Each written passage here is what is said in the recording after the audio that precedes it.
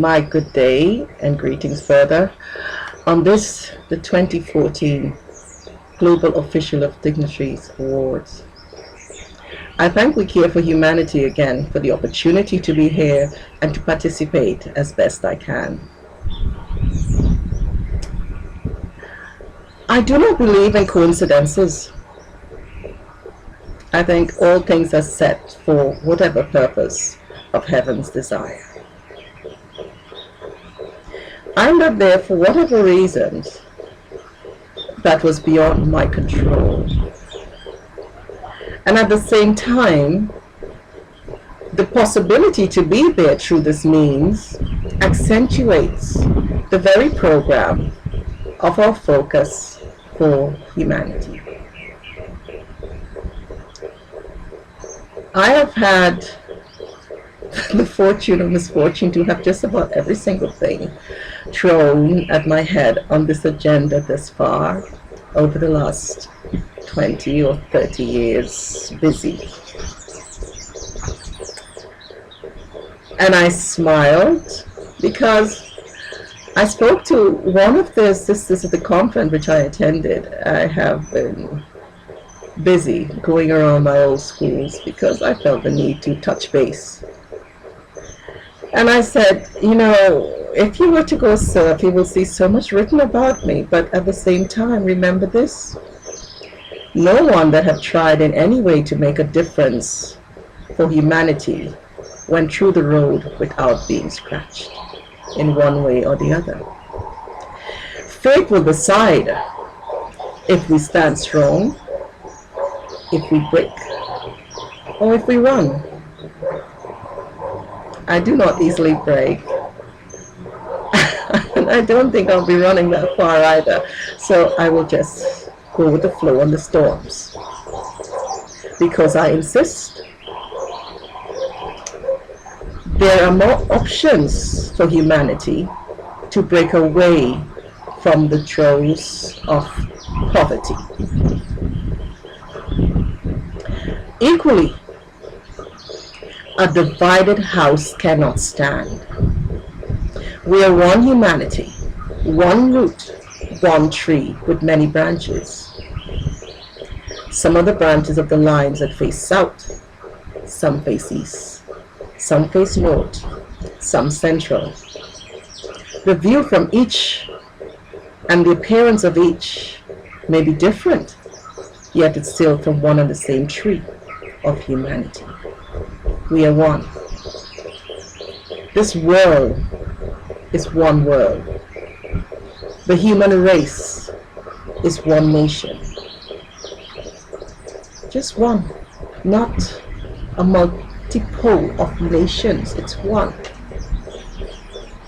If we are to make a difference and change the course of present history, if we are to leave a positive legacy for our children to come, if we are to be better than the all that went before, if we are to show heaven that we can be the difference, we can make the difference, then we must start, not tomorrow, but today.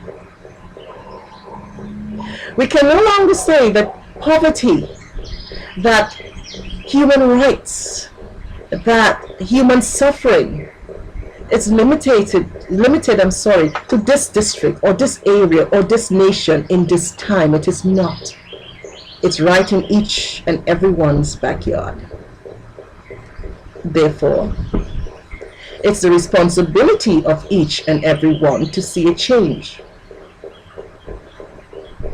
There are 195 nations in the United Nations, 196 if Taiwan is included.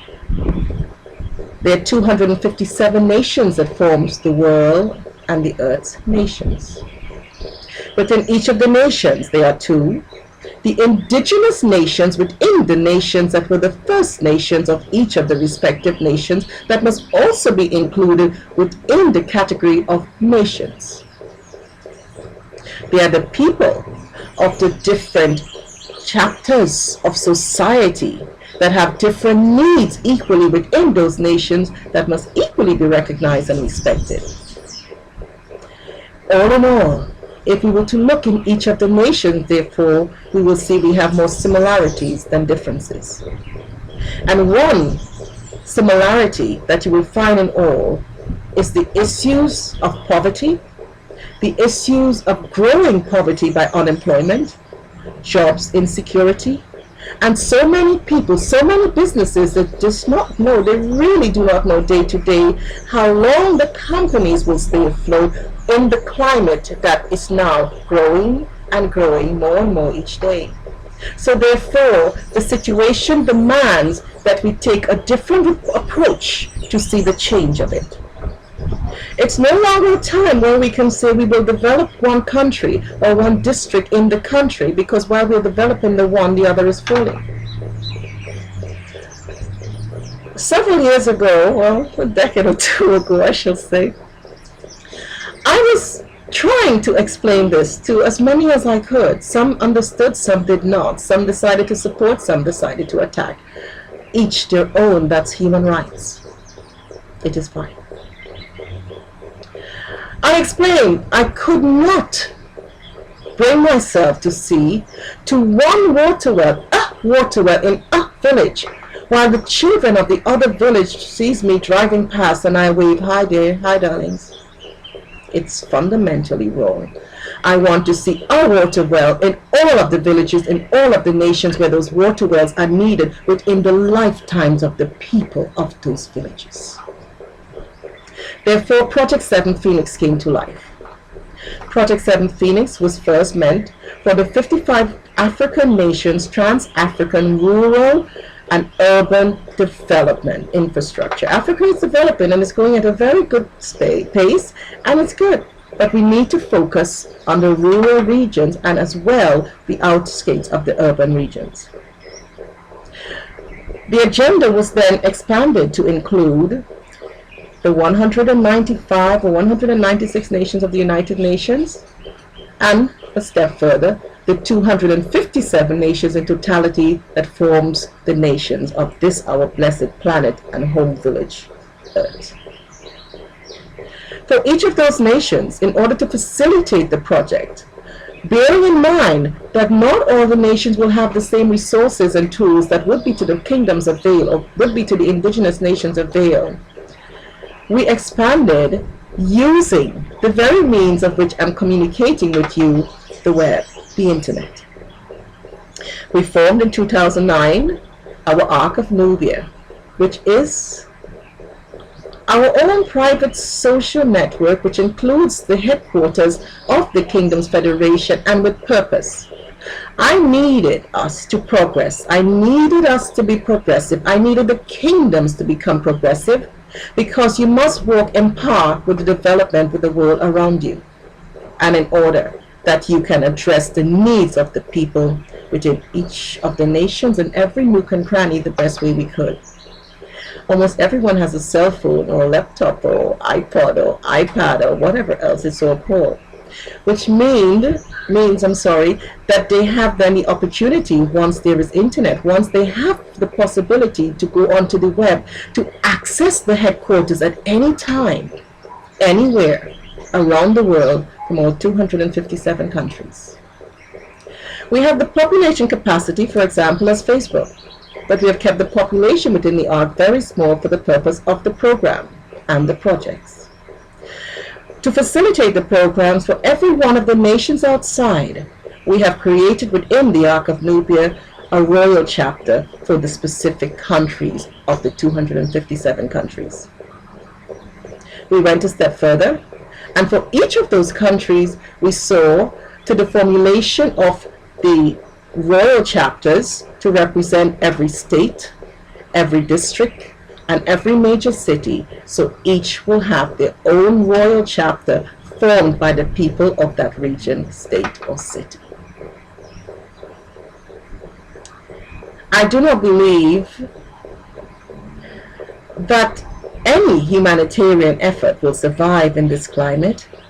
If we have already economic woes worldwide, by depending on donations, I believe we need to get up and find the ways and find the means to create the income ourselves. I have always said that, I've always felt that, and I do not think it's going to change in this my lifetime, because I'm a very stubborn one when it comes to that one. I appreciate the donations. I appreciate the facilities that there is in the world for all the loans and corporate working, but I do not think it's the right way and the right training, the right message we are sending to our children. We are sending a message of dependency when we should be sending a message of how to be creative and to use the tools at your avail, no matter what the situation, to find a way out and to find the solutions that you can survive and move ahead.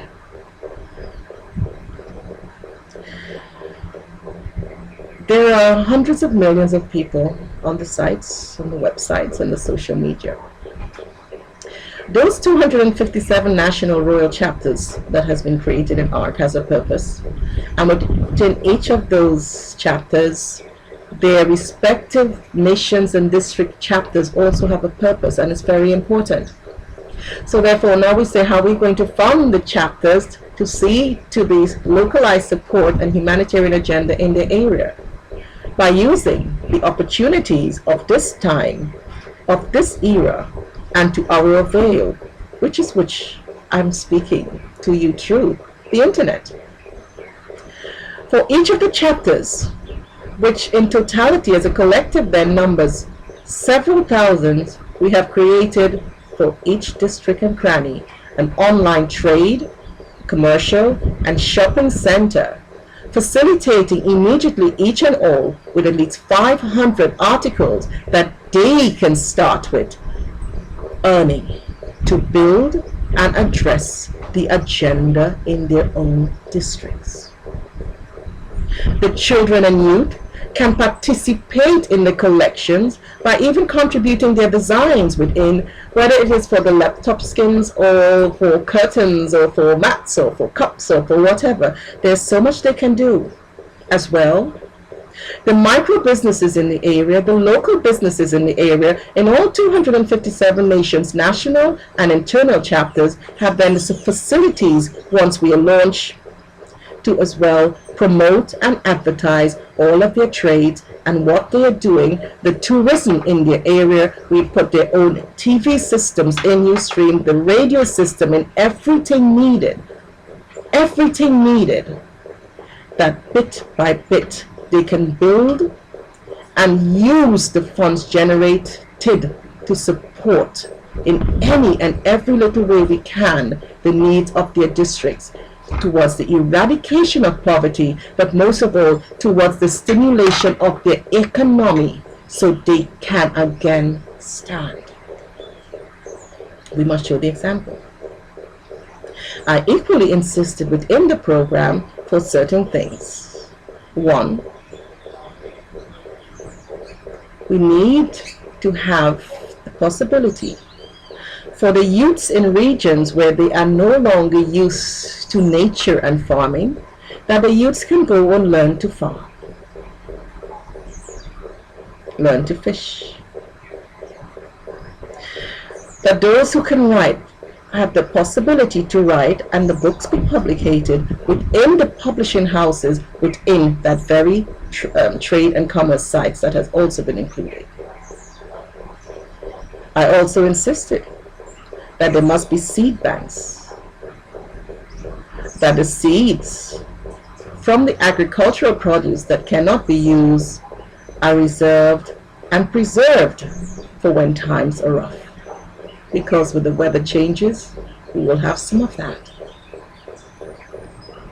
With that, not only are we building to try and support the poor in the poverty-stricken areas, or within the developed world, those who are having a very difficult time because of the economical climate at present, but we're also facilitating and preparing for those and assisting those in need by seeing to the storage of food from within the program and the farms. It's important. It's important we use the funds to facilitate whatever in their area to stimulate economic growth, to support small businesses, and within that we insist that all of the people of services, whatever services, all those people that have retired but are still fit and still willing and ready to contribute to their area, have the opportunity to contribute and use their skills towards the achievement and the goals of eradicating poverty, stimulating the economy, and bringing together unity within their regions and areas as one people, one nation on earth. It is nice all the calls and letters I get, but we are coming to Africa and help you do this and this, please.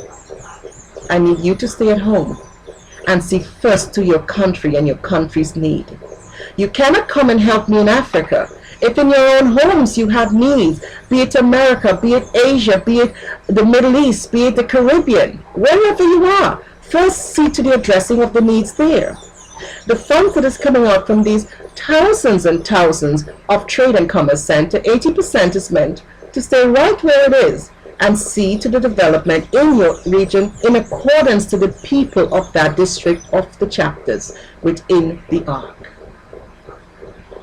10% goes towards the national chapter for catastrophe or disasters or whatever needs that may be for that your country. The remaining 10% goes back to the Federation in order that we can expand, duplicate, and pay our staffs. That's all. We must work together. We must work as a unity. It is important. It is very important. Maybe now so, more than ever before. I was privileged to have attended to me what has been probably for me the most perfect school I could ever had. And that was St. Joseph Convent Providence Girls Catholic School as a young girl. It meant a lot to me there, and all that we were learned, taught, I'm sorry.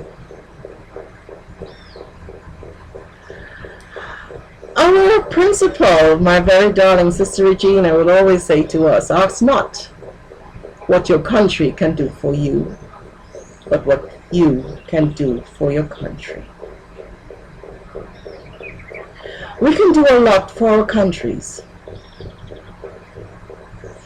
There's 257 nations in the world, let us say 195 or 196 nations within the United Nations. Within those, there are the indigenous nations with indigenous leaders and the indigenous governments, all coming together forming one world and world nations within. One house with many, many beautiful chambers and internal chambers within those chambers. It is our responsibility to take care of our countries, which is the chambers within those houses.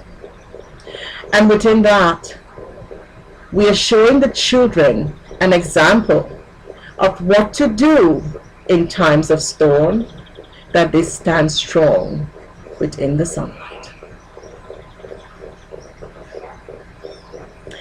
I've read and heard much about me on the net.